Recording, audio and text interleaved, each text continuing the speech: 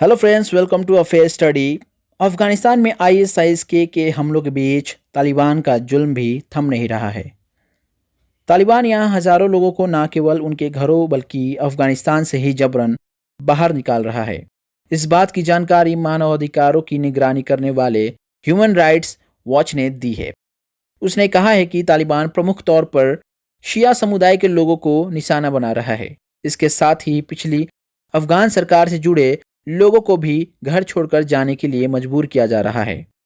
Human rights watch की Asia director पीटरशिया जोसमन ने कहा, तालिबान अपने समर्थकों को खुश करने के लिए जातीयता या राजनीतिक राय के आधार पर हजारा और अन्य लोगों को जबरन बेदखल कर रहा है। उन्होंने कहा, तालिबान लड़ाके धमकियां देकर और बिना किसी कानूनी प्रक्रिया के ये निष्कासन करा रहे हैं। लोगों के साथ दुर्व्यवहार किया जा रहा है। अफगानिस्तान के कुल 3.6 करोड़ लोगों में हजारा समुदाय की संख्या करीब 9% है।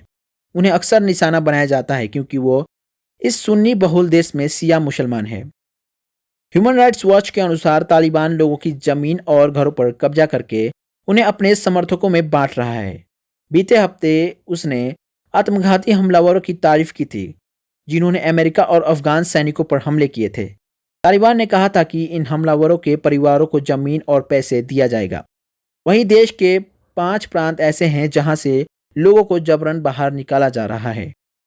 इसमें दक्षिण में कंदहार, हेलमंद और उरुजगन, दायकुंडी और बल्ख के उत्तरी प्रांत शामिल है। रिपोर्ट के अनुसार कई अफगानों को कुछ ही दिनों के नोटिस के साथ घर और जमीन छोड़ने का आदेश दिया गया था। उन्हें यह साबित करने का एक मौका तक नहीं मिला कि उनके घर या जमीन उनके अपने हैं।